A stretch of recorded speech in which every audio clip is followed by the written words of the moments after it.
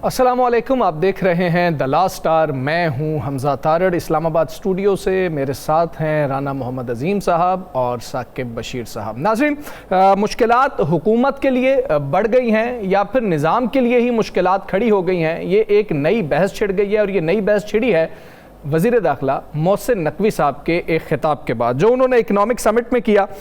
उन्होंने कहा कि हम जिस सिस्टम में रह रहे हैं वो गिर चुका है, सब पार्टीज़ को मिलकर बैठना होगा। आज बैठे, कल बैठे, एक दिन के लिए बैठे, घंटे के लिए बैठे या एक साल के लिए बैठे। उन्होंने इंतज़ामी यूनिट्स की भी बात की है। साथ ही नौजवानों के हवाले से बात करते हुए उन्होंने कहा कि ये कॉकरोच अगर इकट्ठा हो गया तो हर चीज़ को उलट सकता है। क्या सिस्टम को रीसेट किया जा सकता है? इस हवाले से हम बात करेंगे। बिलावल भुट्टो जरदारी साहब ने मुजफ्फराबाद में जलसे से खिताब किया। उन्होंने ये धमकी दी है हुकूमत को कि अगर इलेक्शन पर डाका डाला गया तो फिर वफाकी हुकूमत की उल्टी गिनती शुरू हो जाएगी। साथ ही बिलावल भुट्टो साहब ने पीटीआई की जानिब हाथ भी बढ़ाया है, पीटीआई को मशवरा भी दिया है कि आप लोग जो बॉयकॉट है उसको ख़त्म कर दें, और अगर बॉयकॉट आपने करना ही है तो फिर घर बैठ जाए। यानी कि उनका मतलब था कि फिर सियासत करने का कोई फ़ायदा नहीं है। क्या पाकिस्तान पीपल्स पार्टी और नून लीग अब इत्तेहादी नहीं रहेंगे? ये भी बड़ा अहम सवाल है, क्योंकि पीपल्स पार्टी कुछ इस तरह के इशारे दे रही है कि हम हुकूमत से अलहदा हो जाएंगे, लेकिन जो हुकूमती वज़रा हैं वो अभी तक बज़िद हैं कि ये जब मामला सेटल हो जाएगा आज़ाद कश्मीर वाला, उसके बाद पीपल्स पार्टी हमारी इत्तेहादी है और हमारी इत्तेहादी ही रहेगी। जबकि पीपल्स पार्टी कहते हैं कि हम इत्तेहादी नहीं है, हमने सिर्फ सिस्टम चलाने के लिए नून लीग का साथ दिया था। इन सारी चीज़ों पे कुछ दीगर मामलात पर भी बात करेंगे। राना साहब, ये जो कॉकरोच हैं अगर ये खड़े हो गए, अगर इकट्ठे हो गए तो हर चीज़ को उलट देंगे। मोहसिन नकवी साहब की जो आज की तकरीर थी, आज का खिताब था, आप क्या समझते हैं कि वो किसके लिए मैसेज था? हुकूमत के लिए मैसेज था, पीपल्स पार्टी के लिए मैसेज था, अपोजिशन के लिए मैसेज था? बिस्मिल्लाहिर्रहमानिर्रहीम, अस्सलातु वस्सलामु अलैका या सय्यदी या रसूलल्लाह, अस्सलातु वस्सलामु अलैका या सय्यदी या हबीबल्लाह, ताजदारे ख़त्मे नबूवत जिंदाबाद जिंदाबाद जिंदाबाद। देखिए, एक बात ज़हन में रखिएगा, मोहसिन नकवी साहब सिर्फ वज़ीर दाखिला नहीं जी, वो एक सहाफ़ी भी हैं जी, और एक ऐसे सहाफ़ी जिन्होंने तहकीकाती रिपोर्टिंग बहुत की है, और वो बतौर वज़ीर दाखिला भी और बतौर सहाफ़ी भी उनके अवाम के अंदर बड़े गहरे रूट्स हैं। इस बात को आप ज़हन में रख लीजिएगा। एक तो चीज़ ज़हन में रखिएगा, ये जो आज की तकरीर थी ना, इसके लिए ये तकरीर खाली तकरीर नहीं थी, इसमें बहुत सी चीज़ें क्लियर कर दी गई थी। हाँ जी, एक ये बता दिया गया कि इस मुल्क का नौजवान जो है वो आपसे राज़ी नहीं है, ये बात बिल्कुल वाज़े कर दी गई। जब कह दिया गया कि लैपटॉप देने से मसले हल नहीं होते, बात तो दुरुस्त है। नौजवान देखे ना, आज बीए जिसने की है, एमए जिसने की है, वो कई होटलों में वेटर लगे हुए हैं। लोग आज बेचारे जो है उबर चलाने पे लगे हुए हैं, किराए की वैगन चलाने पे लगे हुए हैं। आज लोग मजदूरियां कर रहे हैं। क्या वो तलीम इसलिए हासिल करते थे? और आज मुझे इस पाकिस्तान के अंदर उस नौजवान को भी दिखा दें जिसकी 50,000 सैलरी है, यानी हुकूमत की मुकर्रर करदा सैलरी से भी 5-7 हज़ार ज़्यादा, लेकिन वो एक महीना निकाल सकता है जी। आज जिस मुल्क के अंदर 200 से ऊपर यूनिट होना जिंदगी की सबसे बड़ी सजा बन जाए, जिस मुल्क के अंदर गरीब 3 वक्त की क्या 2 वक्त की रोटी अपने घर ना पका सके, जिस मुल्क के अंदर इलाज की सहूलत ना होने के बराबर, ये मैं ही नहीं कह रहा, ये आज सारी चीज़ें, ये जो गुफ्तगू थी उस पर क्या काकरोच किसको कहा उन्होंने?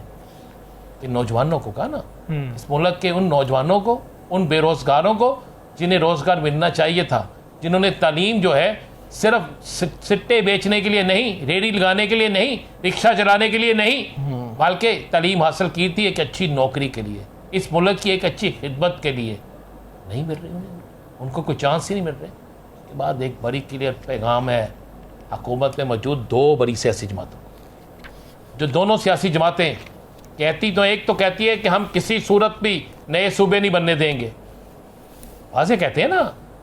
तारपुर साहब ने हमारे ही प्रोग्राम में कहा था ना, हमजा साहब, तो इशारा दे दिया कि नए सूबों के बगैर गुजारा नहीं है। और मुस्लिम लीग नून जो है उनकी तरफ से भी अभी तक कोई ऐसी चीज़ नहीं। याद करें, मैंने चंद दिन पहले कहा था प्रोग्राम में कि हर सूरत में सूबे बनेंगे।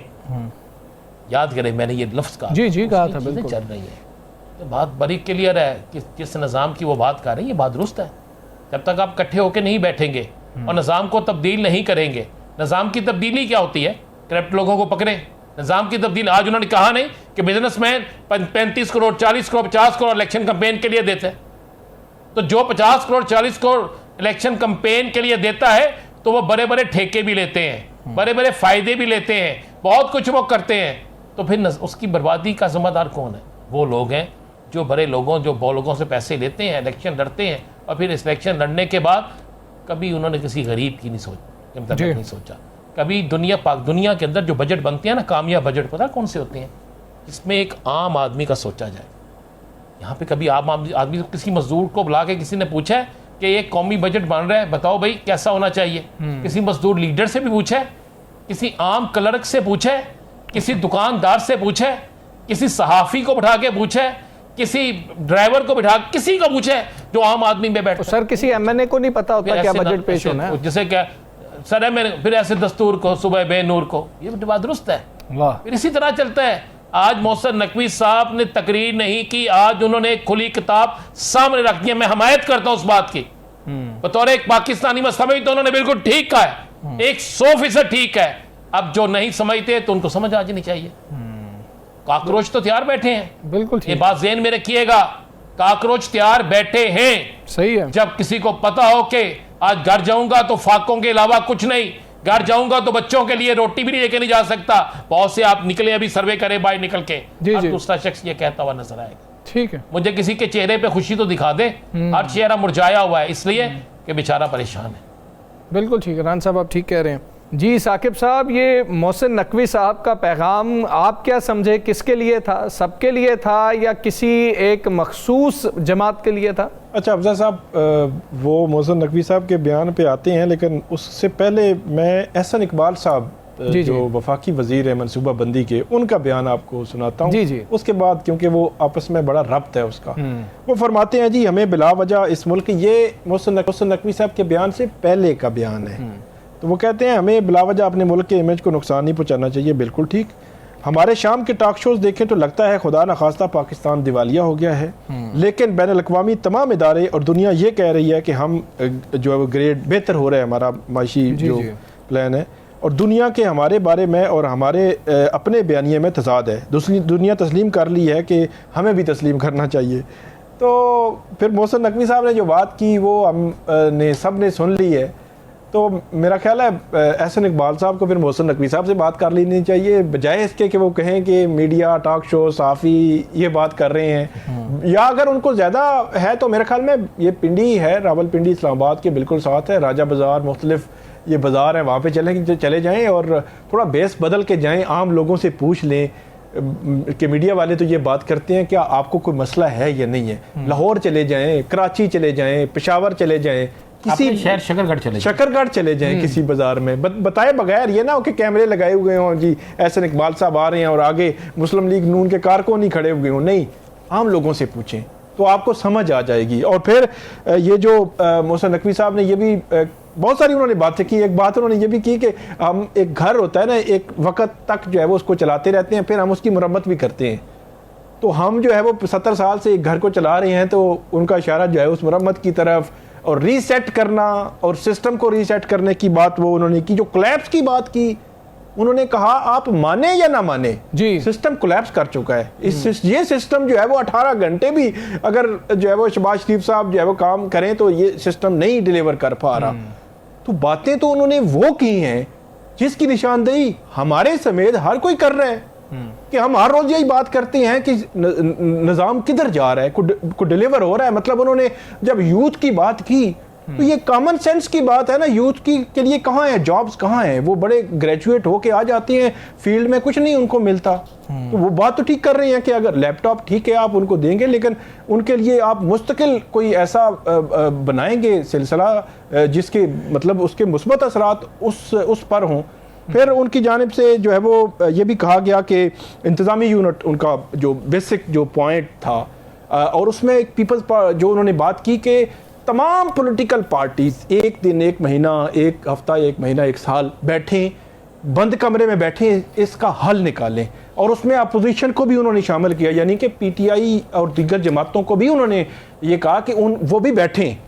तो इसका मतलब ये है कि कहीं ना कहीं हमजा साहब ये सोच मौजूद है कि डिलीवर नहीं हो रहा। 5 बजट का जब हम बैठ के ये सवाल करते हैं ना कि मुस्लिम लीग नून, पीपल्स पार्टी के या हुक्मरान इत्तेहाद के लोगों से कि आपने 5 बजट पेश किए हैं और आप ही आकर हमारे प्रोग्राम में पूरी चार्जशीट हुकूमत के खिलाफ जो है वो पेश कर देते हैं कि ये भी नहीं, लोग नहीं बर्दाश्त कर पा रहे जो कुछ जिस किस्म की महंगाई है और जिस किस्म की सूरत हाल जो है चल रही है, तो वो पूरी चार्जशीट हुकूमत के खिलाफ जो पेश कर देते हैं। तो वही बात उन्होंने की है। एक तो ओवरऑल उन्होंने उसका कहा, लेकिन उनका जो पॉइंट था वो है नए सूबे। एक चीज जो मुझे क्लियर हुई है, एक तो निज़ाम में कोई तब्दीली, तो वो क्योंकि नए लोग, नया निज़ाम, वो भी बात उन्होंने की। एक चीज जो मुझे क्लियर हुई है वो ये कि सूबे नए बनेंगे और अब ये कश्मीर इलेक्शन हो जाए तो फिर 28वीं तरमीम और सारे मामलात होंगे, लेकिन पीपल्स पार्टी आपको पता है कि वो एक स्टैंड लिए हुए है और वो उससे पीछे नहीं हट रही। अब देखना ये है कि ये सिस्टम पीटीआई पीपल्स पार्टी को भी उस एजेंडे पे लेकर आता है या जो है वो नाकामी होगी। बिल्कुल ठीक है। अच्छा राना साहब, आज बिलावल भुट्टो जरदारी साहब ने पीटी जानिब हाथ बढ़ाया है और साथ पाकिस्तान तहरीक इंसाफ को उन्होंने ये भी मशवरा दिया है कि बॉयकॉट कोई हल नहीं है, आपको जो ये पॉलिटिकल एक्टिविटीज़ हैं या जो भी निज़ाम है उसका हिस्सा बहरहाल बनना होगा, वरना जो हुकूमत है उसको भी उन्होंने ये साथ कह दिया है कि अगर अब ऐसा हमारे साथ हुआ, आज़ाद कश्मीर के इलेक्शन में धांधली होती है हमारे साथ, तो फिर उल्टी गिनती शुरू हो जाएगी। बिलावल साहब, ये जो हाथ बढ़ा रहे हैं, ये हाथ पाकिस्तान तहरीक इंसाफ थामने को तैयार होगी और आप क्या समझते हैं कि पीटीआई को ट्रस्ट होगा पीपल्स पार्टी पर? दो चीज़ें ज़हन में रखिएगा। अगर हम पूरी तकरीर को सुने तो ये हाथ जो है सिर्फ इलेक्शन आज़ाद कश्मीर तक है और इस बात को तस्लीम किया गया है कि वहाँ पर पीटीआई का वोट बैंक जो है वो किसी को भी इलेक्शन जिता या हिरा सकता है। नंबर 1। नंबर 2, पीटीआई क्यों करेगी? कौन इक़्तिदार की डूबती कश्ती या ऐसी कश्ती जिसमें सुराख हो चुके हों, ऐसी कश्ती जिसको ना कोई चलाने वाला मलाह हो, जिस कश्ती को समंदर के बीच में आप लावारिस छोड़ दें, उसमें कोई बैठने के लिए तैयार होगा? कोई कश्ती का सवार बनेगा? भाई बड़ी क्लियर सी बात है, महंगाई की वजह से ना पीपल्स पार्टी को लोग लाइक कर रहे हैं, ना मुस्लिम लीग को कर रहे हैं, हुकूमत में मौजूद किसी सियासी जमात को नहीं कर रहे। जिस तरह साकिब ने कहा है कि अभी निकल के गली मोहल्लों चौकों चौराहों में देखें, आज एक चार्जशीट दी है मोहसिन नकवी साहब ने, और चार्जशीट अवाम की चार्जशीट है, वो अवाम जो चाहती है। तो अब इस हालात में जब मुस्लिम लीग नून या पीपल्स पार्टी या कोई भी अगर तहरीक इंसाफ के आगे हाथ बढ़ाती है, तो अगर तहरीक इंसाफ उस हाथ को थाम लेती है तो तहरीक इंसाफ भी उस गुनाह बेलज्जत में शामिल हो जाएगी जो उन्होंने किया ही। तो अब राना साहब, यानी कि बिलावल साहब इस वक्त ये चाह रहे हैं कि अगले 2 मराहिल में पीटीआई वाले जो हैं वो ये समझें कि हम नून लीग के बहुत खिलाफ हैं, तो उनका वोट हमें पड़ जाए बस। मैं आपको एक तकरीर याद कराना चाहता हूँ बिलावल। जी जी प्लीज। ये तकरीर बिलावल साहब ने की थी कौमी इलेक्शन में, जिसमें उन्होंने कहा था मैं यूथ का नुमाइंदा हूँ। जी ऐसे ही है। पीटीआई वाले जो हैं वो मुझे वोट दें। याद है आपको ना? जी जी याद है। याद था हमजा साहब, ये तकरीर नहीं है, आपको निकाल के दें हम भी। सर अच्छी तरह याद है सर। याद है ना? तो मुझे बताया कि ये किस तरह हो सकता है, हर इलेक्शन में तो पीटीआई जो है वो ठीक है, कभी पार्लियामेंट में आके बात करें ना, करें कि जनाब मुलाकात करवाएं और एक कौमी इत्तेहाद की तरफ जाते हैं। मैं आपको 2 चीज़ें बड़ा क्लियर कर दूं, पीटीआई किसी सूरत में पीपल्स पार्टी के साथ नहीं जा रही, नहीं जा रही। ये मैं इसलिए कह रहा हूँ कि मेरी आज भी बात हुई है, आपने जब से मुझे इस्लामाबाद भेजा मैं यही काम कर रहा हूँ सर। क्या तो बात आज भी बात हुई है, उन्होंने कहा हम नहीं जा रहे। फिर मैं कह रहा हूँ कि क्यों जाएं? वो एक सवाल है कि वो क्यों जाएं। वो हमने कहते हैं हम क्यों जाएं भाई, हमें जो आपने जो करना था हमारे साथ तो हो चुका, इससे ज्यादा हमारे साथ और क्या होगा? उसने कहा हमारी पार्टी कोशिश की गई खत्म हो जाए, सियासी जमातों ने हमारे जो नशिस्तें थी सियासी जमातें ले गई, हमें बिल्कुल दीवार के साथ सियासी जमातों ने लगा दिया, हमें बंद गली में सियासी जमातों ने भेज दिया। तो अब क्यों कह रहे हैं? सबसे पहले बड़े अच्छी उसने एक बात की पीटीआई के रहनुमाओं से कि पीपल्स पार्टी आके करारदाद पेश करे, वो पास होती है नहीं होती बात की बात है, पेश करे कि तहरीक इंसाफ की जो है जो इलेक्शन है जो पार्टी इलेक्शन है वो दुरुस्त थे या उनकी जो बहाल की जाए इलेक्शन कमीशन में, एक करारदाद पेश करे, मंजूर होती या नहीं होती, पता चल जाएगा कि ये हमारे साथ हैं या नहीं। ऐसा नहीं होगा जी, बड़ी क्लियर सी चीज़ है।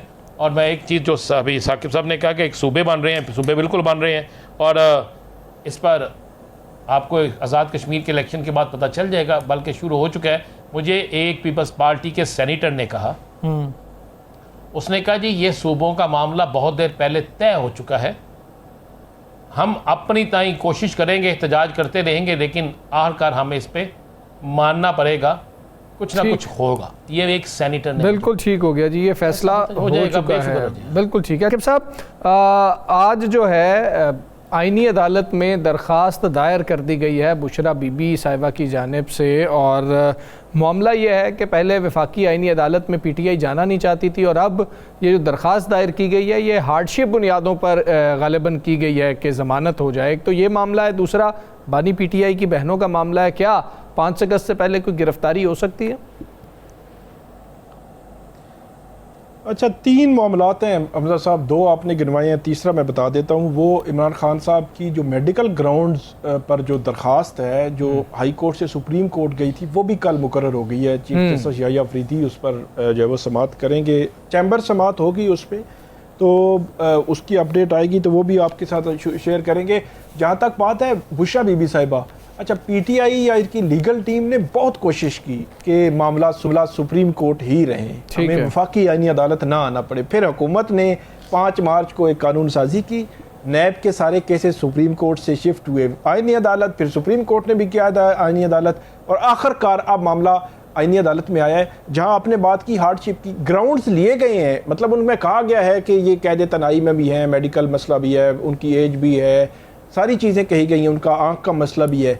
लेकिन जो उनकी जो प्रेयर क्लास जिसको आप कहते हैं, इस्तदा जो जिसको कहते हैं, वो जो है प्योरली मेरिट है। मतलब अच्छा, अगर आपने मेडिकल ग्राउंड पर लेना हो तो फिर अदालत ये कहती है जी मेडिकल बोर्ड बनाएं, चेक करें, मेरिट को सिफारिश आएगी, उसको देखकर फैसला कर देते हैं। केस की फाइल को खोलते ही नहीं है। यहाँ पे केस की फाइल खुलेगी, उसको डिटरमिन अदालत करेगी, साथ साथ ये ग्राउंड होंगे, लेकिन केस की फाइल में जमानत बनती है या नहीं बनती ये जो है वो अदालत देखेगी। 3 बहनें जो है खान साहब की, वो भी जो है वो हॉट वाटर्स आप कह सकते हैं कि जो नूरीन खानम साहिबा, उनके खिलाफ NCCIA ने केस किया, उन्होंने लाहौर हाई कोर्ट से प्रोटेक्टिव बेल ली, अब वो इस्लामाबाद की मुतलका अदालत पेश होंगी। लेकिन जो अलीमा खानम है और उज़मा खानम, उनके हवाले से ATC पिंडी से खबरें आ रही थी कि शायद पिंडी से कोई फैसला आ जाएगा, लेकिन उससे पहले आज ATC इस्लामाबाद ने उनको इश्तिहारी करार दे दिया, और ये भी एहतजाज था 4 अक्टूबर का, PTI का इस्लामाबाद का एहतजाज, उसमें उनकी वो पेश नहीं हो रही थी, तो इश्तिहारी जो है वो करार दे दिया गया है। बिल्कुल ठीक है जी, इश्तिहारी करार दे दिया गया है। 5 अगस्त तक देखते हैं कि मामलात किस तरह से चलते हैं, और कल जो केस लगा हुआ है उसे भी हम आपको कल बताएंगे। अभी यहाँ पर हमने एक ब्रेक लेनी है, ब्रेक के बाद वापस आते हैं। स्टे विद अस।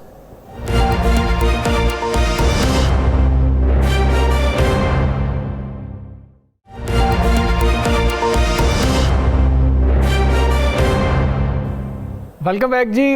जो तीर बरसाए जा रहे हैं पाकिस्तान पीपल्स पार्टी की जानिब से नून लीग पर, उनका सिलसिला जारी है। बिलावल भुट्टो जरदारी साहब ने आज भी तनकीद की है, और पाकिस्तान तहरीक इंसाफ की जानिब उन्होंने हाथ बढ़ाया है, साथ पाकिस्तान तहरीक इंसाफ को मशवरा भी दिया है। वफाकी हुकूमत को ये कहा है कि अगर इलेक्शन पर डाका डाला गया तो उल्टी गिनती शुरू हो जाएगी। इसी हवाले से हम बात करेंगे। हमारे साथ मौजूद हैं बैरिस्टर दानियाल चौधरी साहब, आप पार्लिमानी सेक्रेटरी बराए इत्तलात हैं। बैरिस्टर साहब अस्सलाम वालेकुम, बहुत शुक्रिया सर आपका। सर, पीपल्स पार्टी तो बहुत ज़्यादा तनकीद कर रही है, आज पाकिस्तान तहरीक इंसाफ की जानिब हाथ भी बढ़ा रही है, साथ ये भी धमकी दे रही है कि उल्टी गिनती शुरू हो जाएगी अगर इलेक्शन पर डाका डाला गया। क्या चाहती है पीपल्स पार्टी आपसे? आप पीपल्स पार्टी से ऐसा क्या चाहते हैं कि वो इतने नाला हैं? बिस्मिल्लाहिर्रहमानिर्रहीम, thank you ji for having me on the show. देखें, वो कहते हैं कि हाथी के दांत दिखाने की और खाने की ओर। पीपल्स पार्टी की ग्रीवेंसेस हो सकती हैं, उनकी इलेक्टोरल किसी भी चीज़ के ऊपर ग्रीवेंसेस हो सकती हैं, लेकिन वो ग्रीवेंसेस उनकी अपनी जमात के साथ हों। प्राइम मिनिस्टर उनका, मिनिस्टर्स उनके, काबीना उनकी और बंदे उनके, लगाए हुए बंदे उनके। उन्होंने बात की, धांधली की आवाज़ आई, बिल्कुल आई। किसकी हल्के से आई? चौधरी यासीन साहब के बंदे कहाँ से पकड़े गए? चौधरी यासीन के हल्के में। उनके जो अगेंस्ट सा कैंडिडेट, वो किस पार्टी का था? हमारा फातेह नाम था उसका, यंग कैंडिडेट था। तो आपको तो अगर बू या जो शोर आ रहा है वो तो धांधली की इनसे आ रही है। देखिए, कश्मीर के लोगों ने और इन सीटों के लोगों ने उन्होंने सिर्फ बातों की सियासत को पीछे छोड़कर तामीर और तरक्की का साथ दिया है। वो समझते हैं और चाहते हैं कि वफाक उनके साथ खड़ी हो और उनको सपोर्ट करे, और जिस तरह हमने अपना डेवलपमेंट का मंशूर पूरे पाकिस्तान में उसका जाल बिछाया हुआ है, उसकी जो रिफ्लेक्शन है वो कश्मीर में भी नजर आए। अब मेरे भाई, दोस्त, कुलीग्स पीपल्स पार्टी के जो हैं, वो अब ये तो नहीं कह सकते कि हम कश्मीर को लाड़काना बनाएंगे। क्या वो ये कह सकते हैं कश्मीर को हम सिंध बनाएंगे? कश्मीर की रोडों का हम सिंध की रोडों वाला हाल करेंगे? कश्मीर का जो पानी का मसला है वो हम टैंकर माफिया के हवाले कर देंगे? कश्मीर की जो बिजली का मसला है वो कराची जैसी तारें आपको नजर आएंगी। तो जब हम अपनी कॉम्पिटेंस या अपनी उन चीजों के ऊपर पॉलिटिक्स करते हैं जो हमारी जो स्ट्रेंथ है, तो इनको लगता है कि हम इनके ऊपर तनकीद कर रहे हैं और फिर इनके गिले शुरू हो जाते हैं। लेकिन इलेक्टोरल प्रोसेस की जो अभी आजकल गर्मी या हीट बरसाई जा रही है वो टेम्परेरी है। वसीतर मफाद के लिए और मुल्की मफाद के लिए हम इकट्ठे हैं, इंशाल्लाह इकट्ठे ही आगे चलेंगे, और जो इनके ग्रीवेंसेस हैं वो इलेक्शन के बाद इंशाल्लाह हल हो जाएंगे। राना साहब चलें जी, आपने बड़ी अच्छी बात की कि इलेक्शन के बाद हल हो जाएंगे। उन्होंने 2 अगस्त तक का टाइम दिया आप लोगों को। चलें, ये तो हो गए बिलावल साहब। मिनिस्टर साहब, आज मोहसिन नकवी साहब की तकरीर जो है वो बड़ी कमाल है, बड़ी डिस्कस हो रही है, और इस निज़ाम पे उन्होंने बिल्कुल खुल डुल के बात की है, और ये भी कहा है कि जब काकरोच निकल आए तो फिर सब कुछ उलट देंगे। तो मोहसिन नकवी साहब की तकरीर पे आप क्या कहेंगे? देखिए, जो मोहसिन नकवी साहब बात कर रहे हैं, कुछ हद तक हम भी काफ़ी अरसे से वो बात कर रहे हैं, और हम सब यकजुबान होकर बात कर रहे हैं कि जमहूरी निज़ाम पाकिस्तान को मजबूत करेगा। लेकिन कौन सा जमहूरी निज़ाम? वो निज़ाम जिसमें आपने 18वीं तरमीम का में वादा किया था, वो निज़ाम जिसका आपने वादा तो किया लेकिन आप लिख नहीं सके, और वो है delegation and devolution of power. जो स्पिरिट थी, जो 14 नुकात जो मीनार पाकिस्तान में थे, उसकी हकीकत में रहनुमाई थी। आपने छोटे यूनिट्स बनाने हैं अगर आप पाकिस्तान को मजबूत करना चाहते हैं। आपने डेलीगेशन और डेवोल्यूशन का प्रोसेस इवॉल्व करके आपने उसको लेकर आगे जाना है अगर आप चाहते हैं कि चीज़ें बेहतरी से और स्पीडी हल हो। पाकिस्तान के जो बिजनेसमैन हैं वो उनको आपने हिफाजत देनी है। आप जो डिलीवरेंस के ऊपर सियासत करता है उसकी जगह होनी चाहिए, और जो सिर्फ बातों की सियासत करता है, तनकीद, तफरीक और नफरत की, उनको पीछे छोड़ना चाहिए। तो ये तमाम वो चीज़ें हैं, वो नुकात हैं जो हम काफ़ी अरसे से बात कर रहे हैं, और हम इनको जब दोबारा मोहसिन नकवी साहब ने इनको रीइटरेट किया, तो रीइटरेट किया इसलिए कि पीपल्स पार्टी और वो जमातें वर शाय ऑफ दीज अमेंडमेंट्स, वर शाय की चीज़ों को इन चीज़ों को इनकॉर्पोरेट नहीं करना चाहिए या नहीं किया जाए delegation and devolution of power को। तो उनको समझाने के लिए या उनके लिए ये मैसेज है कि चीज़ें इस निज़ाम को बेहतर करने की ज़रूरत है, मजबूत करने की ज़रूरत है, और वो हमारे साथ मदद करें और हमारे साथ चलें। साकिब साहब, अच्छा, ये बताइएगा सर कि जो एक तो बिलावल भुट्टो जरदारी साहब के हवाले से कि उन्होंने आज भी सख्त जो है वो तनकीद भी की, पीटीआई के साथ हाथ मिलाने की भी बात की। आपको लगता है कि अगले जो 2 फेज़ हैं उनमें इलेक्शंस ऐसे होंगे कि जो काबिल कबूल हों, यानी कि उनको कहा जाए कि इसमें कोई रिगिंग नहीं हुई, और उसमें क्योंकि मुहाजिरीन की नशिस्तों पर भी इलेक्शन होना है तो वो नज़र आ रहा है, और राना सनाउल्लाह साहब ने पहले भी कहा था, जिस पे बड़ा मसला भी बना था कि वो तो जेब में लेकर निकलते हैं। तो आपको लगता है कि चीज़ें स्मूथली आगे बढ़ जाएंगी, पीपल्स पार्टी और मुस्लिम लीग नून का कोई मामला नहीं होगा, बल्कि आपके ही अल्फाज हैं कि पीपल्स पार्टी पुरानी तनख्वाह पे वो जो है वो जारी रखेगी, और वो आपको भी फार्म 47 का ताना नहीं देंगे? देखिए, जहाँ तक आपने राना साहब की बात की, तो राना साहब ने इसके ऊपर अपनी वजाहत 2-3 दफ़ा पेश कर दी कि मैंने ये लफ्ज़ नहीं कहे कि 11 सीटें हम अपनी जेब में लेकर चल रही हैं, और उन्होंने मल्टीपल टाइम्स की। उन्होंने कल जियो में भी की, परसों 2 और चांस थे वहाँ भी उन्होंने की। तो जहाँ तक बात है, देखें महाजिर सीटों की, तो आज अगर कश्मीर के जम्मू और ऑक्यूपाइड कश्मीरी जो पाकिस्तान में रहते हैं, अगर उनकी कोई आवाज़ है तो हम हैं, अगर उनका केस कोई लड़ है तो हम लड़े हैं, अगर उसका कोई ब्रांट ले रहा है तो हम लड़े हैं, और उनके साथ यक जुबान होकर, यक कंधा खड़े लगाकर हम उनके साथ लगे हैं, और हमने उनको ये वादा किया है कि हम आपको दीवार से लगने नहीं देंगे। वो आवाज़ जो हिंदुस्तान ने बंद करने की कोशिश की, वो आवाज़ जो इंडिया के फैशिस्ट माइंडसेट और उन्होंने बंद करने की कोशिश की, हम उसको बंद नहीं होने देंगे। हम कश्मीरियों की आवाज़ हैं और वो जो महाजर सीट्स हैं, वो लोग जो पाकिस्तान में अपने जान माल की कुर्बानी देकर यहाँ आए हैं, उनकी आवाज़ हम ख़त्म नहीं होने देंगे। हम उनके साथ हैं और हमें उम्मीद है इंशाअल्लाह मेरा रब चाहेगा कि हम वो सीटें भी जिस तरह ये हमने क्लीन मेजॉरिटी के साथ जीती हैं, हम वो भी जीतेंगे। देखिए, जिसने रोना है ना तो वो तो रोएगा, उसका कोई हाल नहीं है। लेकिन हम परफॉर्मेंस बेस्ड के ऊपर सियासत करते हैं, कारकर्दगी की बुनियाद के ऊपर वोट मांग रहे हैं, ना नफरत की बुनियाद के ऊपर, ना तफरीक और ना सूबा कार्ड खेल रहे हैं। और इंशाअल्लाह हम जीतेंगे और ये जीत जो है मियां नवाज शरीफ की और पाकिस्तान मुस्लिम लीग नून की होगी। ठीक है। अच्छा बैरिस्टर साहब, आपने कहा कि मोहसिन नकवी साहब जो पैगाम दे रहे थे वो आपके मुखालिफिन को या चलें पीपल्स पार्टी को या दूसरों को दे रहे थे, लेकिन उन्होंने कहा कि पाकिस्तान के अवाम की राय लें। वो क्या चाहते हैं? राय सर अपोजिशन ने तो नहीं लेनी, पीपल्स पार्टी ने तो नहीं लेनी, हुकूमत ने राय लेनी होती है। फिर उन्होंने कहा कि अगर आप समझते हैं कि स्टूडेंट्स को स्टाइपेंड दे के या फिर टैबलेट्स दे के आप खुश कर लेंगे, तो अब ऐसा भी नहीं होगा। सर, लैपटॉप्स नून लीग देती है, नून लीग की हुकूमत देती है, हमेशा क्रेडिट भी लेती है, ना लैपटॉप्स ना टैबलेट्स कोई और पार्टी देती है। लगता तो ऐसे ही था कि पैगाम आप लोगों के लिए है। सर, अगर किसी और ने टैबलेट्स या लैपटॉप दिए हैं तो वो भी हमें बता दें।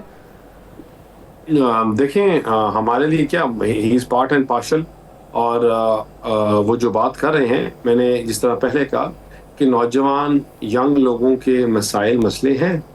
मतलब आपके जो एक सिस्टम में नौकरियां नहीं हैं, आपकी ग्रोथ ड्रिवन इकॉनमी नहीं थी, आप स्टेबिलिटी के ऊपर जा रहे थे, आपके जो IMF का एक प्रेशर था, आप आहिस्ता आहिस्ता उस प्रेशर से बाहर निकल रहे हैं, आपने स्टेबिलिटी की तरफ आप चले गए हैं। इंशाल्लाह आप अगला बजट बगैर IMF के होगा, आपकी अपनी शराइत होंगी जिसमें मार्केट की ग्रोथ होगी। और वो लोग जिनकी हम बात कर रहे हैं और वो लोग जिनकी मोहसिन नकवी साहब भी बात कर रहे हैं, उनको जो उनका ड्यू शेयर है इंशाल्लाह वो भी मिलेगा, उनके लिए अपॉर्चुनिटीज़ भी होंगी और चीज़ें बेहतर होंगी। देखिए, जब तनकीद कर रहे हैं तो यहाँ तनकीद बाय तनकीद नहीं है, तनकीद बाय इसलाह है।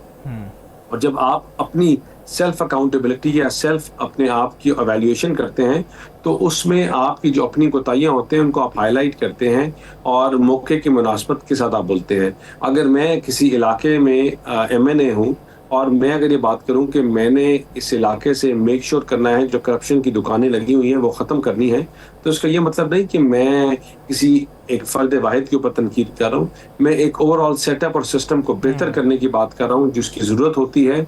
और अपना मौजना करना या अपनी सेल्फ जो अकाउंटेबिलिटी होती है वो हमेशा होनी भी चाहिए और बेहतर भी होती है। वो हस्बैंड एंड वाइफ का रिलेशनशिप हो, एज अ लीडर हो, एज अ फैमिली हो, एज अ घर हो, एज अ इंस्टीट्यूशन हो, दैट इज़ ऑलवेज बेनिफिशियल।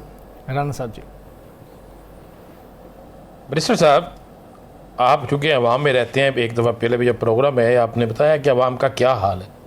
रोज़ कीमतें बढ़ जाती हैं। रात को बंदा सुबह उठता है तो पता चलता है कि जनाब पेट्रोल की कीमत इतनी बढ़ गई, डीजल की कीमत इतनी बढ़ गई, खाने से लेकर मेडिसन तक, सफ़र करने वाली अशिया से लेकर पहनने वाली अशिया तक हर चीज़ महंगी हो जाती है।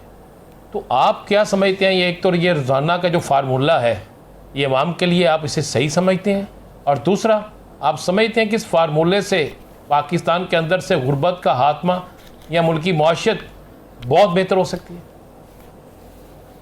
देखें, अगर आप जो फ्यूल प्राइसेस एस्केलेशन की बात करें वो तो गवर्नमेंट के कंट्रोल में नहीं है। हम इंटरनेशनल जंग लोन रोकने की कोशिश कर रहे हैं, लेकिन जो उसका डायरेक्ट इफेक्ट होता है वो हमारी इकोनॉमी के ऊपर होता है और हम जैसे और जो मुल्क हैं उनके ऊपर होता है। लेकिन हमने चीज़ों को कर्टेल किया, जहाँ बांग्लादेश और मुल्कों में बड़ी सख्त रिटेलिएशन आया, लोगों को बड़ा नुकसान हुआ, हम फिर कदरे बेहतर हैं। लेकिन जब देन अगेन देखें, आपकी जो पॉलिसीज़ हैं उनमें कंसिस्टेंसी जो है वो चीज़ों को बेहतर करती है। We need to go towards alternate renewable energy. हमें ऑल्टरनेट सोर्सेज एक्सप्लोर करने हैं, हमने उन चीज़ों के ऊपर काम करना है कि जो हमें सेल्फ सस्टेनेबल बनाएं और हमें इंटरनेशनली जो हो रहा है उसका कम से कम इम्पैक्ट हो।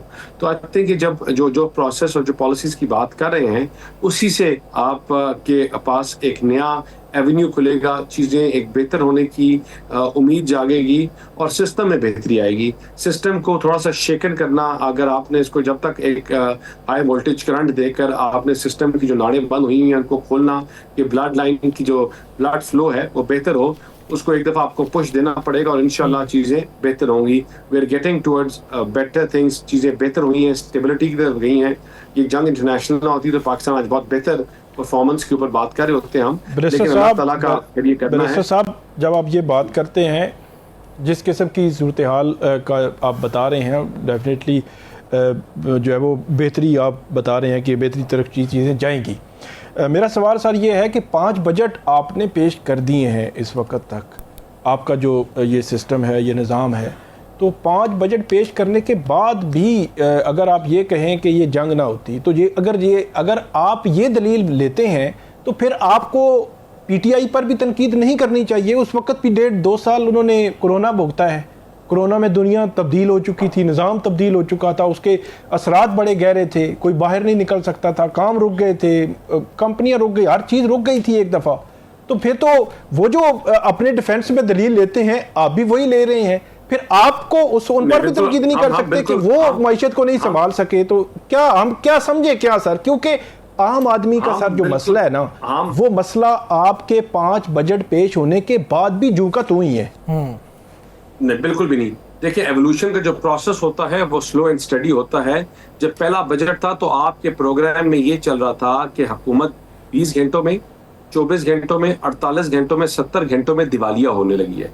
और कुछ प्रोग्राम्स ये चलाते हैं कि मुल्क दिवालिया हो गया है। ये सफर वहां से शुरू हुआ जब आपको लहू लहान, लंगड़ा लूला मुल्क मिला, जो हर तरफ से, जिसको खंजर से जख्मी लहू लहान किया हुआ था। हमने इसके ऊपर मरहम रखी और आज हम यहाँ इस पोजीशन के ऊपर मरहम रखने के बाद हम इसको स्टेबिलिटी की तरफ लेके गए, बैसाखियों के ऊपर लेकर आए और इस आवाज इस काबिल कर दिया है कि it's walking and running. And जब मैं कहता हूँ कि बेहतर की उम्मीद है तो इंशाल्लाह in coming time, in coming months आपका ये मुल्क टेक ऑफ करेगा, फ्लाई करेगा। लेकिन देखें, आप 4 साल, आपकी कामयाबी ये है कि आज 4 साल से डॉलर जो है वो एक मुस्तकम है और रुपी जो है वो बेहतर परफॉर्म कर रहा है। आपकी स्टॉक मार्केट्स हों, आपके और इकोनॉमिक इंडिकेटर्स हों, वो छोटे छोटे इंडिकेटर्स हैं जो बेशक आपका ट्रेड सरप्लस हो या कोई और हो, जो डेफिसिट से सरप्लस के ऊपर बढ़ गया तो चला गया, तो आपके स्मॉल इंडिकेटर्स जो है वो पॉजिटिविटी की तरफ जा रहे हैं, चीजें बेहतर हो रही हैं। जिस दिमाग की आप बात करें जो हमारे खिलाफ थे, उनका पहला बजट था, पहली स्पीच थी उनकी, पहली आखिरी बात उनकी पहली स्पीच ये थी कि हम कट्टे लेंगे, कट्टों से दूध लेंगे और वो उनके बच्चे हम बेचेंगे, मुर्गियां लेंगे, वो अंडे देंगे और अंडों से हम शेख चिली की तरह दोबारा पाकिस्तान बनाएंगे, पेट्रोल पंप्स के बाथरूम देखेंगे और बाथरूम की सफाई करेंगे। ये उनकी पहला मंशूर था। हमारे और उनके मंशूर में जमीन आसमान का डिफरेंस था और हम हर आने वाले दिन में बेहतर परफॉर्म कर रहे हैं। और हमारा जो कंपैरेटिव एनालिसिस है, हमारा अपने साथ ही हर पिछले साल के साथ हमारा एक कंपैरेटिव एनालिसिस होता है और हर आने वाला दिन एक बेहतरी की नतीजे लेकर आ रहा है। राना साहब जी, बैरिस्टर साहब, बड़ी आजाना सा एक सवाल है, ज़रा वो बता दीजिएगा। पेट्रोल तो चले आलमी ये जंग हो गई, इसकी वजह से महंगा हो गया। मैंने कल भी पूछा था तो जवाब जो मिला था वो बड़ा मज़ेदार था। गंदम तो मेरे अपने मुल्क में थी, वो कहाँ चली गई? देखिए, बिल्कुल बहुत सी अशिया जो है वो हमारे अपने मुल्क में है, वो कहाँ चली गई? आप आवाम में निकलते हैं, आपको पता ना टमाटर का क्या रेट है, प्याज का क्या रेट है, बाकी चीज़ों का क्या रेट है, जो हर हाल में किसी न किसी सब्जी में, दाल में पड़ने हैं। तो जनाब, ये तो ना ईरान से आने थे, ये ना सऊदी अरब से आने थे, ये ना लंदन से आने थे, ये ना किसी और मुल्क से आने थे, यहाँ पे है ना। नहीं तो टमाटरों की आप देखिए, टमाटरों की आप बात ठीक कर रहे हैं, उसके ऊपर डेफिनेटली इफेक्ट आया। लेकिन ये इसका बहुत बड़ी रीज़न ये है कि आपकी जब लास्ट ईयर सीजनल क्रॉप्स की डिमांड नहीं होती, टमाटर की कीमत बहुत गिर गई थी, आलूओं की कीमत बहुत गिर गई थी, इसी तरह गंदम की कीमत कोई नहीं लगा रहा था। लोग जो एक मन आटा है उसकी कोई कीमत ही नहीं निकल रही थी, किसान नुकसान के ऊपर बेच रहे थे। आपकी यूरिया चीज़ें ओवर हेड कॉस्ट बढ़ चुकी थी, तो आई थिंक लोगों ने कम गंदम लगाई और फिर उसका आपको एक चीज़ फेस करनी पड़ी। लेकिन जहाँ तक गंदम की प्राइस है, देखें, अगर आप 11-12 रुपये इन्फ्लेशन लगा रहे हैं, आप चीज़ों के ऊपर कर रहे हैं, तो उसका एक असर होता है डेफिनेटली। लेकिन जहाँ तक टमाटर की बात है या और ऐसे सीजनल जो वेजिटेबल्स हैं उनकी बात है, I think it's a temporary hike जो आगे आने वाले दिनों में बेहतर हो जाएगी। दालें हैं, उनमें कोई इतना ड्रास्टिक डिफरेंस नहीं आया। आपका जो आटे का तरोड़ा है उसमें बिल्कुल एक डिफरेंस है, लेकिन वो भी ऐसा डिफरेंस है जो गवर्नमेंट ने एक प्राइस रिटेन की थी कि आपका जो किसान है उसकी कमर ना टूटे, उसकी वजह से हम उसको उस कीमत के ऊपर लेके जा रहे हैं, वरना गवर्नमेंट चाहती तो कीमत बेहतर या नीचे जा सकती थी। लेकिन जो आपके डेली वेजिटेबल्स सब, जब पहले आप लोगों ने कीमत इसकी कम की थी, जब आप लोगों ने कम की थी तो इस वक्त किसान का ख्याल नहीं था, उस वक्त तो किसान की उस साल तो किसान की कमर टूट गई ना, फिर माने कि वो गलत था फैसला। नहीं, हमने काम नहीं की थी, ओपन मार्केट थी, और ओपन नहीं, हमने काम नहीं की थी, ओपन मार्केट थी और ओपन मार्केट ने प्राइस डिटरमिन की, और उस ओपन मार्केट की डिटर्मिनेशन की वजह से एक उनको कीमत में कमी आई। वैसे साहब 3500 रुपया जो है ना सपोर्ट प्राइस रखी गई थी और वो गवर्नमेंट की जानिब से रखी गई थी, लेकिन उस पर गवर्नमेंट ने ली नहीं थी, किसानों को बड़ा नुकसान हुआ था। हम खुद इन चीज़ों से वाकिफ़ हैं तो हमें आइडिया क्या हुआ। लेकिन आपने IMF की सर बात की थी, मैं लास्टली उस पर बात करना चाहूँगा। आपने कहा कि अगला बजट IMF फ्री होगा, लेकिन हमारे जो वज़ीर पेट्रोलियम है वो कायमा कमेटी में ये फरमा रहे थे कि IMF पेट्रोलियम लेवी में कमी करने पर रजामंदी नहीं हो रहा है, अगर हमारे पास मुतबादिल ऑप्शन मिल गया तो फिर लेवी को कम कर दिया जाएगा। और साथ ही सर आपने कहा मईशत बेहतर हो रही है तो पाकिस्तान को $12 बिलियन का रोल ओवर चाहिए होगा सर सऊदी अरब और चाइना से, ये भी आज की खबर है। देखिए 5 अरब का रोल ओवर आपको मिल गया, और जो पाकिस्तान की प्रोग्रेस है चीज़ें इंशाल्लाह रोल ओवर भी मिल जाएगा, और आपकी जो अपनी जो आपकी लोग अपना आपका रिजर्व है वो भी इंशाल्लाह बेहतर हो रहा है, तो I don't think so roll over will be a big problem. लेकिन जो आपकी दूसरी बात है कि IMF की पेचीदगियां और IMF का प्रेशर, देखिए IMF बहुत चीज़ों में बड़ा स्ट्रिंजेंट एक्ट करता है, लेकिन हमारी राइट पॉलिसीज की वजह से, हमारी right effectiveness over the overall monetary policy की वजह से उन्होंने हमें बहुत रिलीफ दिया भी है।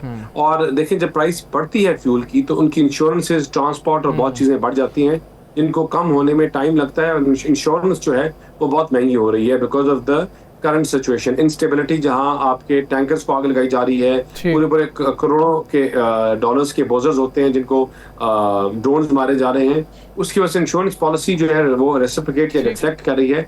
लेकिन आई बिलीव कि इंशाल्लाह in coming days and weeks जो है उसमें भी एक पाकिस्तान में जो पॉलिसीज की बात कर रहे हैं, इंशाल्लाह हम ऑल्टरनेट चीज़ों के ऊपर काम कर रहे हैं, देख रहे हैं। सर आज आपने हमें 2 उम्मीदें दी हैं, हम यकीनी तौर पे इस पे बात भी करेंगे। एक उम्मीद आपने ये दी है कि अगला बजट आप पेश कर रहे होंगे, और दूसरी उम्मीद यही है कि अगले बजट में जो है IMF का अमल दखल नहीं होगा। तो इंशाल्लाह जब आप अगला बजट पेश कर रहे होंगे तो IMF के हवाले से हम आपसे सवाल भी करेंगे और ये क्लिप आपको लाजमी तौर पर सुनाएंगे भी। यहाँ पर हम ब्रेक लेंगे जी, ब्रेक के बाद वापस आते हैं, स्टे विद अस।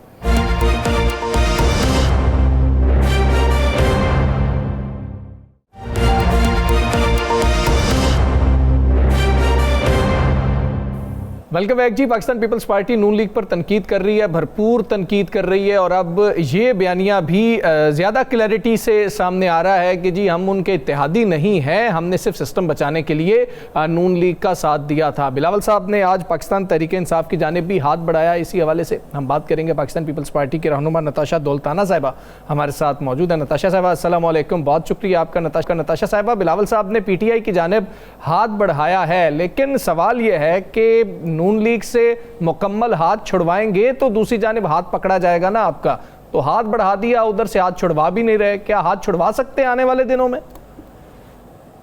बिस्मिल्लाहिर्रहमानिर्रहीम। देखें जी, जिस तरीके से आज बिलावल साहब ने अपनी तकरीर भी की है और उसके अंदर उन्होंने बहुत अच्छी बात की है कि देखें जहाँ पर अगर आप जमहूरियत को, एक प्रोसेस को सही तरीके से नहीं चला सकते तो उसमें फिर उस जमहूरियत का तो फ़ायदा नहीं है।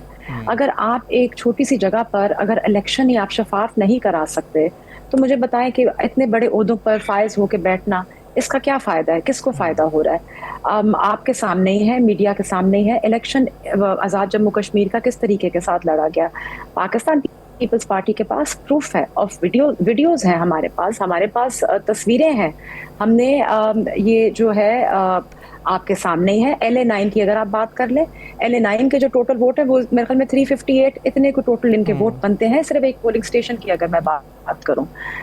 जो कास्टिंग हुई है वो PMLN की तरफ से जी एक पोलिंग स्टेशन पे 370 वोट कास्ट हो गए हैं, और पाकिस्तान पीपल्स पार्टी के तकरीबन कोई 90 और 95 वोट कास्ट हो गए हैं। आप मुझे बताएं कि क्या ये इलेक्शन प्रोसेस जो है ये फ्री एंड फेयर चल रहा है? हमारे मुल्क का ये अलमिया है कि हम जो है इसमें रिफॉर्म्स नहीं लेकर आ सकते।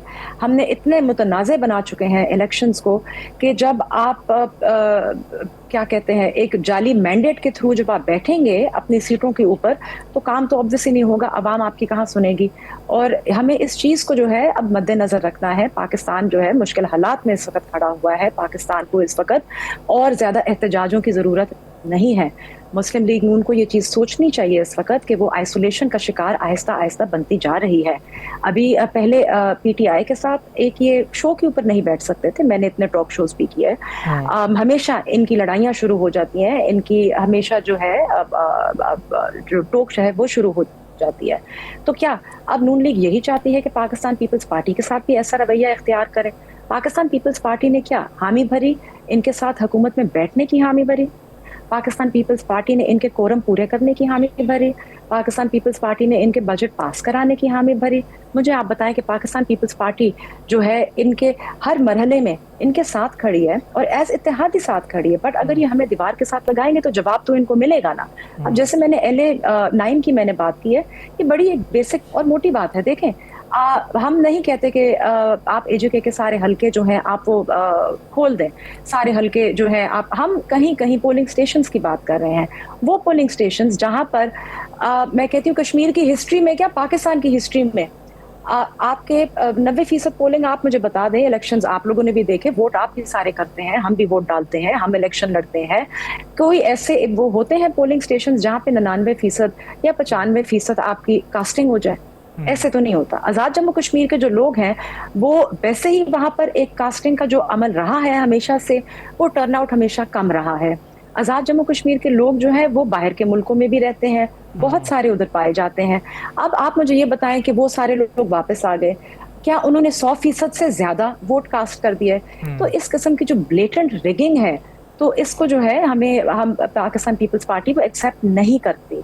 और हम ये चाहते हैं कि आप आज बड़ा अच्छा एक मेरी बहन मुस्लिम लीग नून वाले ये कहते हैं, जिसको PMLN ने जिसको जो है वो डिसरिगार्ड किया। आज हमने ट्रूथ एंड रिकंसिलिएशन रेजोल्यूशन जो है वो AJK असेंबली में पास किया गया, और इसमें PMLN ने, आप मुझे बताएं कि सच से कौन डरता है? ट्रूथ से कौन, किसको डरना चाहिए? वही डरता है ना जिसके दिल में खोट होता है। तो इन्होंने ना कि रेजोल्यूशन पास होने दी, इन्होंने उसके ऊपर वावेला मचाया, उस पर इन्होंने प्रोटेस्ट किया, इसके ऊपर उन्होंने शोर मचाया। तो इस किस्म की जो चीजें हैं, एक तो मेरी बहन ये बताइएगा,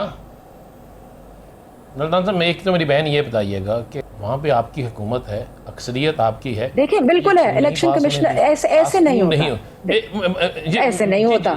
मेरी बात अगर हुकूमत है, सुल्ताना साहिबा सवाल ले लीजिए ना, सवाल ले लीजिए ताकि फिर आप आसानी से उसका जवाब सवाल ले लीजिए। एक तो आपकी हुकूमत है, उस पर क्या रुकावट है, नंबर 1। नंबर 2, मुस्लिम लीग नून बार बार हर शो में एक बात कह रही है, उनके हर लीडर एक बात कह रहा है कि पीपल्स पार्टी को हर सूरत हमारे साथ रहना ही पड़ेगा, हाथी के दांत दिखाने की और खाने की, और सब ये वो कह रहे हैं कि ये सब सियासी तौर पे जा रहे हैं, इन्होंने हमारे साथ ही रहना है। तो अब आपने जिस हल्का खोलने की बात की है, इलेक्शन ने तो, इलेक्शन कमीशन ने तो बाकायदा नोटिफिकेशन जारी कर दिया, अब तो ये चैप्टर ही तकरीबन बंद हो गया, और आज जो असम्बली में हुआ वहाँ पर वो भी आपके सामने है। तो अब ये जो नून लीग कहती है उसमें कितनी हकीकत है, और क्या पीपल्स पार्टी अगर उनकी ये बात ना मानी गई तो फिर खड़ी है या मुल्क की वसीतर मुफाद के लिए दोबारा इकट्ठी हो जाना है? देखें, पाकिस्तान पीपल्स पार्टी जो है हमेशा पाकिस्तान को पहले आगे रखेगी, पाकिस्तान की साख को पहले आगे रखेगी। इसीलिए पाकिस्तान पीपल्स पार्टी ने जो 2024 में नून लीग का जो है वो साथ दिया। ठीक हो गया ना? इसको हम let's make it very clear, इसमें हम ज़्यादा सियासत नहीं करते। पाकिस्तान के इस वक्त हालात जो हैं वो हम डेट पे चल रहे हैं, हम लोन के ऊपर चल रहे हैं। हम इस वक्त, आपके ख्याल में क्या मुल्क आपका इस वक्त एक और इलेक्शन कराने को तैयार है? हम इलेक्शन ना माने, हम ये बातें ना करें तो इस वक्त हमारे क्या कहते हैं, आप एक और इलेक्शन जो है वो हम जनरल इलेक्शन की तरफ जाएंगे? ऐसे तो नहीं होता ना कि आपने पाकिस्तान के पास कोई एक्स्ट्रा बाफिर पैसे पड़े हुए हो तो बिल्कुल ठीक है जी, आप करें, आपको उसके अंदर इंफ्रास्ट्रक्चर चाहिए, आपको उसके अंदर फंडिंग चाहिए। क्या कह दिया? नहीं, पीपल्स पार्टी जो है, देखें, अगर पीपल्स पार्टी को इस वक्त अगर जरूरत पड़ेगी ये PTI के साथ बैठने की, तो बिल्कुल, बिलावल साहब ने, हमारे चेयरमैन ने तो बोल दिया उसके ऊपर, उन्होंने कहा कि जी बिल्कुल हम कर सकते हैं, हमारी ऑप्शंस आर ओपन। हमें पर इंसाफ चाहिए, देखिए हम पूरे हल्कों की तो बात नहीं करें कि हमें खुलवाने की। पीटीआई कहती है चोर जमात है पीपल्स पार्टी भी, हमने नहीं बैठना इनके साथ, हमने 12 उनसे पूछा है, वो कहते हैं ना नून लीग के साथ बैठेंगे ना पीपल्स पार्टी के साथ, दोनों चोर हैं।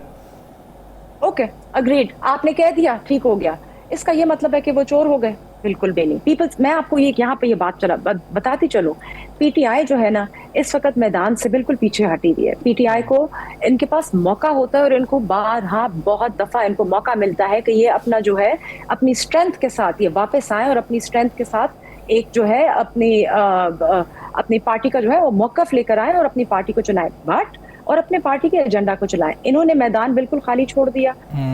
जब इनके साथ पहल की, अभी नवाज शरीफ साहब ने भी शहबाज शरीफ साहब ने इनके साथ पहल की, जब असेंबली के अंदर इन्होंने अचकजई साहब के साथ शेक हैंड किया, इनके पास बहुत अच्छा मौका था कि ये तब भी अपने बैठ के मुश्किलात के हल निकाल सके। पीटीआई जो है वो अपने आप को आइसोलेशन का, अगेन पीटीआई इज ऑल्सो शिकार ऑफ आइसोलेशन, वो कर चुकी भी है। पीटीआई ने इस वक्त ना किसी के साथ बैठना है, ना वो पसंद करते हैं किसी के साथ बैठना, ना उनका कोई हेड है जो कि वो एक पॉलिसी जो है वो पॉलिसी मेकिंग जो करे वो एक बंदा वो कर सके। तो ये सारी चीजें हैं और ये बदकिस्मती है पीटीआई की। और अगर पीटीआई को इस वक्त मौका मिलेगा, जो आपकी पार्टी ने जो इल्जामात लगाए हैं मुस्लिम लीग नून पर, पंजाब की हुकूमत पर, मरकजी हुकूमत पर, उनके मैंडेट वो बड़े संगीन नोयत के हैं, आम से नहीं है कि मतलब फलां महकमे में करप्शन हो गई है, फलां अपॉइंटमेंट ठीक नहीं हुई, ऐसा नहीं है। आपने पूरे उस निज़ाम पर सवाल उठाए हैं, सिर्फ बिलावल साहब ने नहीं, आपकी पूरी पार्टी ने, और अभी नहीं उठाए। जब जब आपको मौका मिलता है, हमने देखा जब बजट से पहले इशू बना तब भी आपने कहा कि आपके पास तो मैंडेट ही नहीं है, इधर बैठे हुए हैं। अब भी आपने ये कहा, और इस कहने के बावजूद भी जिस तरह आपकी बात से ये तासुर मिल रहा है और पीपल्स पार्टी की बातों से भी कि हम मिल बैठ जाएंगे जब ये हालात ठीक हो जाएंगे, तो हालात से मुराद जब इलेक्शन सेक्शन गुजर जाएंगे। तो जब आप इस तरह बैठेंगे तो वो जो अवाम आपको आप पर नजरें जमाई हुई है तो वो क्या महसूस करेगी कि ये पीपल्स पार्टी ने किया क्या है? एक तरफ वो कहते हैं जी मैंडेट ही नहीं है और दूसरी तरफ उन्हीं के साथ बैठे हुए हैं। देखें मेरी बात सुने, इसमें बड़ी कुछ 2-4 वाज़ेह बातें हैं। आप पाकिस्तान पीपल्स पार्टी जो है वो इस वक्त at this point in time वो चाहती है कि पाकिस्तान जो है वो दिवालिया होने से बचे। पाकिस्तान जो है वो अपनी इस वक्त जो जिस तरह वो पीछे जा चुका हुआ है, चाहे वो इन्फ्लेशन के मामले में हो, चाहे वो बेरोजगारी के मामले में हो, चाहे वो किसानों के मामले में हो, चाहे वो इम्पोर्ट एक्सपोर्ट के मामले में हो, चाहे वो इंडस्ट्री के मामले में हो। देखें हम opposition for the sake of opposition तो ऐसे नहीं करेंगे। Pakistan has to come first. Muslim League Noon कहाँ डिलीवर कर रही है? आप मुझे बता दें किधर कर रही है डिलीवर? आपके इस वक्त जब से 2.5 साल की हुकूमत हो गई इनकी, और इससे पहले भी आप कह लें कि इनके साल के लिए थे, शहबाज शरीफ जो थे वो प्राइम मिनिस्टर थे, तब भी आप ये चीजें अगर नोट करें तो आपकी जो 2 करोड़ आवाम है वो गुर्बत की सतह से नीचे जा चुकी भी है। इन्फ्लेशन आपकी हाईएस्ट पे है, एम्प्लॉयमेंट रेट आप अपना देख लें कि कहाँ पे, मतलब ये चीजें जो है दीज आर ऑल, ये कोई ढकी छुपी किसी से नहीं है। तो क्या आप मुझे ये बताएं कि ये हम दोबारा से इलेक्शन करा लें, हम दोबारा से ये सारी चीजें करा लें, हम अपनी सिमत को ठीक ना करें, हम अपने इलेक्शन जो हमारे रिफॉर्म्स हैं हम उनको बेहतर ना करें, रादर कि that we should be working on these things, हम आवाम की रिलीफ को वो ना करें, बेहतर करें। आज भी आप देख रहे हैं आए दिन पेट्रोल कहाँ से कहाँ तक बढ़ चुका हुआ है, आप मुझे ये बता दें। और आलमी सतह पर पेट्रोल की कीमतें गिर चुकी हुई हैं। अब अगर आलमी सतह पे गिर गई हैं तो पाकिस्तान में क्यों नहीं गिर रही हैं? पाकिस्तान क्यों अब हो यहाँ पे रहा है कि अब आप आज हेडलाइन भी लगी हुई है आज बिजली की रेटों के भी हवाले से। पाकिस्तान में कहती हूँ कि वो इतना तंग आके पाकिस्तान की अवाम ने एक सोलर जो है ना वो रेवोल्यूशन ले आए, और वो इतनी कमाल किस्म की होगी कि वो वर्ल्ड वाइड रिकॉग्नाइज्ड है। बट अब इनको पता नहीं चल रहा कि जी पैसे कहाँ से पूरे करने हैं, तो ये कर क्या रहे हैं कि ये इन्होंने अगर आपकी सारी बातें मान ली जाए, अगर आपकी सारी बातें मान ली जाए तो ये समझ लगती है कि 2024 में जो पीटीआई कह रही थी फॉर्म 47 वाला मामला वो बिल्कुल दुरुस्त था। लेकिन क्या ये अखलाकी तौर पर ठीक है कि जब पीटीआई का मैंडेट चोरी हो आपके मुताबिक, क्योंकि मैंडेट तो फिर किसी का चोरी हुआ, वो पंजाब में फिर पीटीआई का हुआ, उनका मैंडेट चोरी हो तो वसी तर कौम नहीं, जब उनका मैंडेट चोरी हो तो वसी तर कौमी मफाद आ जाए कि हालात बेहतर नहीं है, लेकिन जब आपको लगे कि आपका मैंडेट चोरी हुआ है तो बिलावल साहब कहें कि उल्टी गिनती की तरफ चले जाएं। हालात तो आज भी अच्छे नहीं है, आज भी जमहूरियत खतरे में आ जाएगी अगर आप लोग देखिए हालात तो आज जो है वो ज्यादा वर्स हो गए हैं हालात। आप ये देखें अब ये ज्यादा वर्स हो गए हैं। आप ज्यादा जरूरत है वसीतर कौमी मफाद की हुकूमत में आप आ जाएं तो फिर इलेक्शन करवा लें। कैसे इलेक्शन करवाएंगे आप मुझे बता दें? वैसे मुफ्त में तो नहीं होते ना। इलेक्शन के अलावा भी हल है मेरी बहन। इलेक्शन हम कब कह रहे हैं इलेक्शन कराएं? फिर क्या आप मुस्लिम लीग के पास तो सादा अक्सरियत है, मुस्लिम लीग के पास तो सादा अक्सरियत है ना, वो तो आपके बगैर भी हुकूमत कर सकती है। तो नहीं, आपके क्या लगता है कि वो अमेंडमेंट लेकर आ सकते हैं? आपको क्या लगता है वो बजट पास कर सकते हैं? ऐसी चीजें नहीं होती है ना। चले इसका हल मैं आपको तजवीज करता हूं कि बिलावल साहब से कहिएगा, रान साहब sorry to cut you, Bilawal साहब से कहिएगा कि जब असेंबली में बजट पास करने के लिए वो जीबी की हुकूमत के लिए एहतजाज कर रहे थे कि हमारे साथ ज्यादती हो रही है, तब ये सारे जो आपके मसाइल हैं आम आदमी के, ये वहां पर उठाए जा सकते थे। शायद शहबाज शरीफ साहब एक ट्वीट उस हवाले से भी कर देते, ये हल था। देखिए जीबी के इलेक्शन में तो हम ये क्या कहते हैं कि हम उसमें भी कहते हैं कि जी हम आपकी वो रिगिंग हुई, हमारी सीटें ज्यादा बनती थी। बिल्कुल आपके वहां पे वुज़रा जा रहे हैं। देखिए ये बड़ी बेसिक बात है, इसमें कोई रॉकेट साइंस नहीं है। आपके वुज़रा जा रहे हैं, आपके प्राइम मिनिस्टर जा रहे हैं, ये प्री पोल रिगिंग नहीं है। आप बता दें, खुद मुझे बता दें। आई मीन इस तरह तो नहीं होता ना कि जी आपके और जाके आप पैकेजेस वहां पे अनाउंस कर दें, आप वहां पे लैपटॉप देने शुरू कर दें, आप सरकारी मशीनरी का इस्तेमाल कर दें। दिस इज सरासर प्री पोल रिगिंग के उसके अंदर आती है। जी राना साहब। अच्छा चलें ये बता दें जी, आपने चूँकि कहा कि इलेक्शन तो नहीं होने चाहिए, बिल्कुल ठीक है जी, मान लिया जैसे भी हालात हैं, पीपल्स पार्टी इलेक्शन की तरफ नहीं जाना चाहती। अवाम चाहे जाए टट्टे खूंजे जिन पंजाबी कहते हैं ना एक लफ्ज़। नहीं ये बता दें नए सूबों के मामले में पीपल्स पार्टी कहाँ खड़ी है? आज मोहसिन नकवी साहब चलें नहीं मैं कह रहा हूँ इलेक्शन अवाम देखे ना, रोजाना पेट्रोल बढ़ रहा है ना, रोजाना पेट्रोल की कीमत बढ़ रही है ना, आम आदमी को रोटी मैसर नहीं है ना, तो फिर लेकिन हमने हुकूमत बचा लेनी है, जो मर्जी हो जाए, अवाम नहीं बचानी है, हुकूमत बचा लेनी है। मेरी बहन यही मकसद तो यही हुआ ना, नए इलेक्शन ना हो, नए इलेक्शन ना, अवाम नहीं आ जाए बेशक। नहीं भाई आप मेरे इस मौजूद को छोड़ते हैं, मुझे ये बता दें मेरी बहन, ये बता दें नए सूबों पे पीपल्स पार्टी कहाँ खड़ी है? देखें आज मोहसिन नकवी का बयान जरूर आया और मैं ये कहती हूँ अब मोहसिन नकवी जो है वो PMLN का एक बहुत बड़ा हिस्सा है और ये ऑब्वियसली PMLN जो है वो चाह रही है कि एडमिनिस्ट्रेटिव यूनिट्स जो है वो बन जाएं, तो हम पंजाब से शुरू कर लेते हैं। शुरू हो गए तो सिंध में इख्तिताम करने देंगे। सिंध तक जाएगा या नहीं? आप शुरू तो करें पंजाब से, आप करें शुरू ना पंजाब से, ना कि हम निजाम को बेहतर करें। ठीक है दौलताना साहिबा, बहुत शुक्रिया आपका, आपने प्रोग्राम में हमें ज्वाइन किया। प्रोग्राम का वक्त खत्म हो गया। राना अजीम साहब को, साकिब बशीर साहब को इजाजत दीजिए। अल्लाह हाफिज।